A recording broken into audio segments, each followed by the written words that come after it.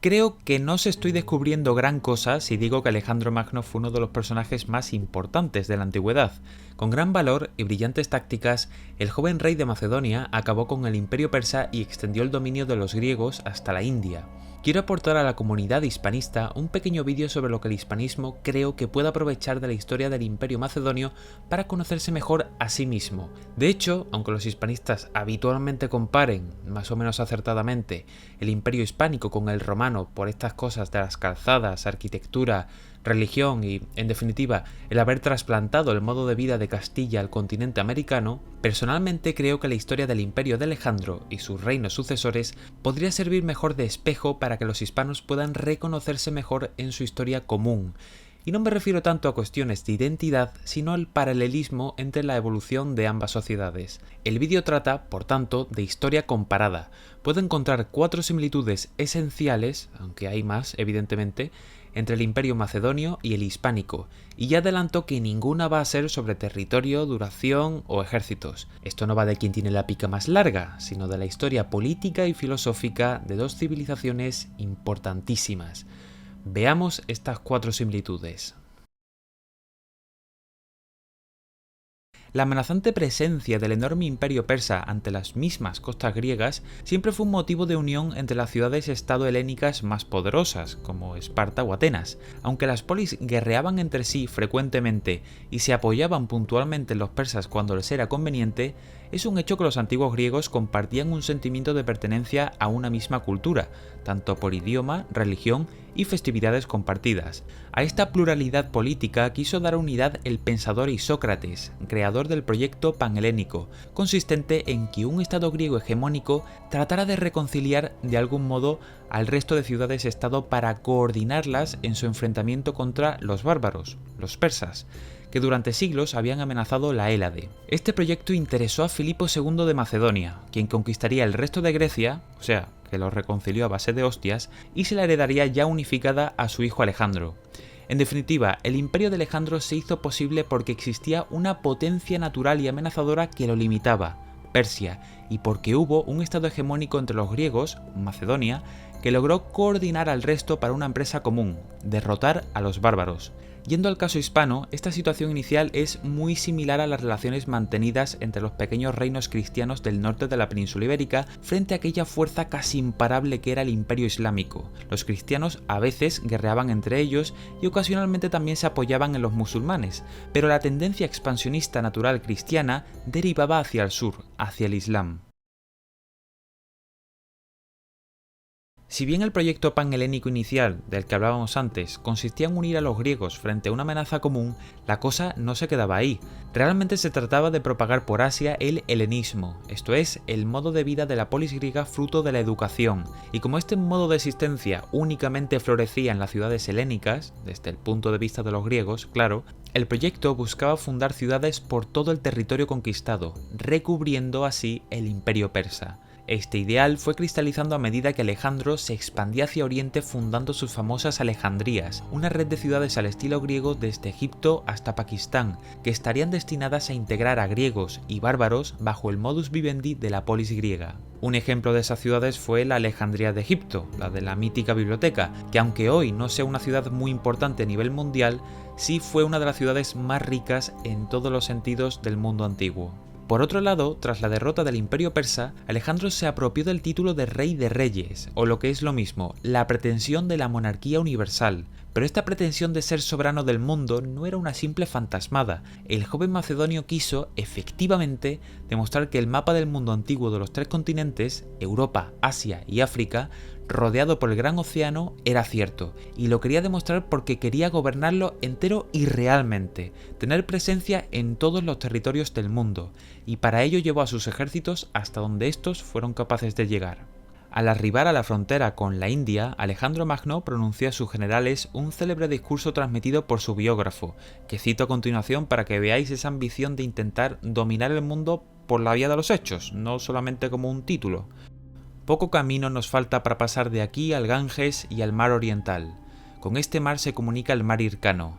El gran océano rodea la tierra. Yo os haré ver, macedonios y aliados, que el Golfo Índico se une al Golfo Pérsico, que el mar Hircano al Golfo Índico, y que a través del Golfo Pérsico nuestra escuadra puede navegar costeando toda la Libia hasta alcanzar las columnas de Hércules. Todo el interior de Libia, desde las columnas de Hércules, será tan nuestro como lo es ya Asia, y los límites de nuestro imperio serán los límites asignados a la tierra por la divinidad. Bueno, está claro que no estoy hecho para hacer arengas militares. El caso, ¿para qué hizo Alejandro el imperio? Para extenderse sobre toda la especie humana, incorporando a los bárbaros y elevándolos a la condición de ciudadanos de polis griegas, y que de este modo viviesen a la manera en que su maestro Aristóteles había concebido el modo de vivir propio del ser humano.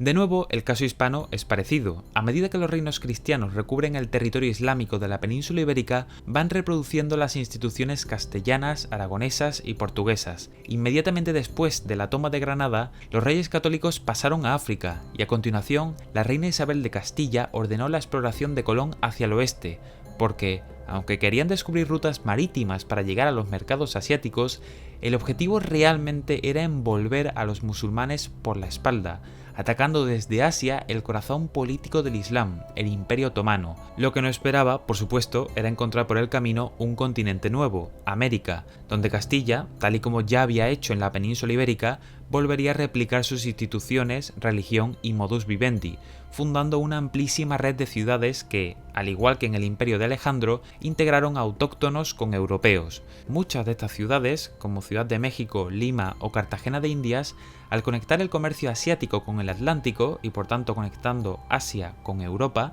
estuvieron entre las más ricas e importantes de todo el mundo moderno, superiores a la mayoría de ciudades europeas. Esta mezcla de criollos, indígenas, religión e instituciones castellanas dieron lugar a los virreinatos americanos, de las que son herederas directas las actuales repúblicas hispanoamericanas. Por tanto, por medio de Cristóbal Colón primero, aunque él no lo supiera, y Juan Sebastián Elcano después, la monarquía hispánica terminaría culminando lo que Alejandro Magno intentó en la antigüedad, averiguar cómo era realmente el mundo en que habitaban. Por supuesto, terminó siendo muchísimo más grande de lo que los griegos habían pensado en su momento. El impulso expansionista hispano se agotó en Filipinas, por lo que no pudo dar la estocada definitiva a los turcos asaltándoles desde Asia, pero sí conseguirían detener su expansión en la célebre batalla de Lepanto. Alejandro Magno murió sin dejar claro quién sería el heredero de su imperio, creando un vacío de poder que daría lugar a su reparto entre los generales que estuvieron al servicio del joven rey. Estos generales fundarían reinos dinásticos en los trozos del imperio que habían recibido, que serían conocidos como los reinos helenísticos de los diádocos, los sucesores de Alejandro.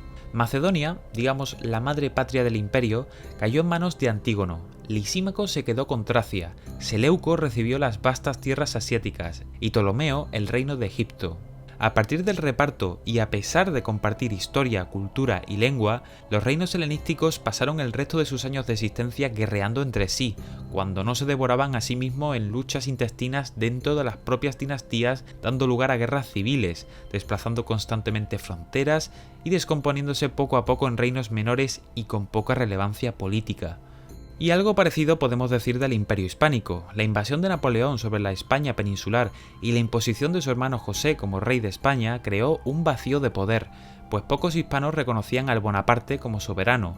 Así las cosas, los hispanos peninsulares patriotas hicieron la guerra contra su nuevo rey francés y sus partidarios, mientras que, por otra parte, los patriotas hispanoamericanos también entraron en guerras civiles contra los partidarios de una monarquía que percibían cada vez más afrancesada y ajena. De este modo, Hispanoamérica, el tronco central del imperio y sin duda la parte más rica, terminaría repartiéndose entre varios líderes militares, algunos con la ayuda de Inglaterra para propiciar dicha ruptura. Agustín de Iturbide se quedaría con el Imperio Mexicano, Simón Bolívar con la Gran Colombia, José de San Martín recibiría las Provincias Unidas del Río de la Plata y el Protectorado de Perú, y finalmente Chile sería para Bernardo Higgins. Por su parte, los patriotas españoles restaurarían al rey legítimo, pero ya con un régimen más liberal.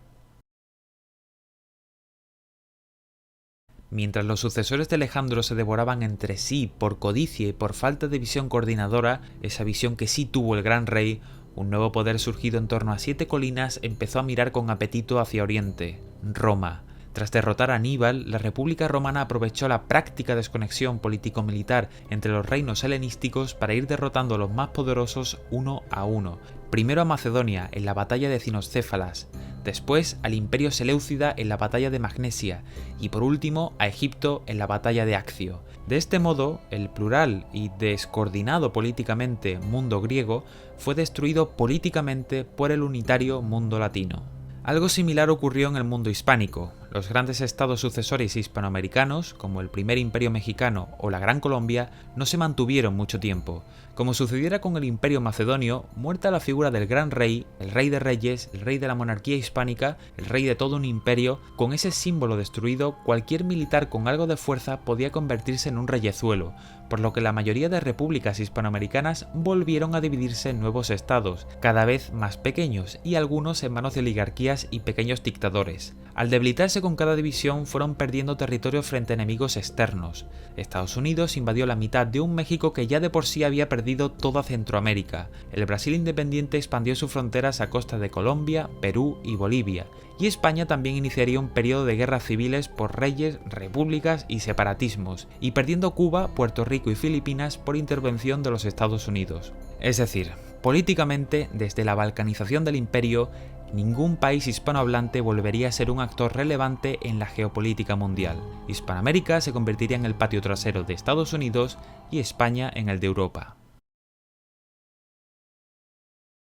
La caída del Imperio Hispánico era inevitable. Todos los imperios rodeados de enemigos sobre todo terminan cayendo. De hecho, mucho duró el Imperio Hispánico en comparación con otros imperios globales. Pero aunque el imperio cayese, los estados-nación sucesores en que se dividió, de alguna manera, han ido sobreviviendo a lo largo de los últimos 2 siglos.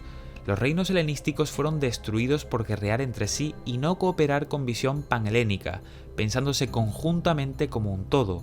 Cabe imaginar que para que los países hispanohablantes consigan salir del patio trasero de la historia y tener algo que decir en el tablero internacional, quizás podrían considerar pensarse como un todo, desde un panhispanismo que les permita cooperar en beneficio de sus intereses comunes, como hacen, por otro lado, los anglosajones, al contrario de lo que hicieron en la antigüedad los necios sucesores del poderoso Alejandro Magno.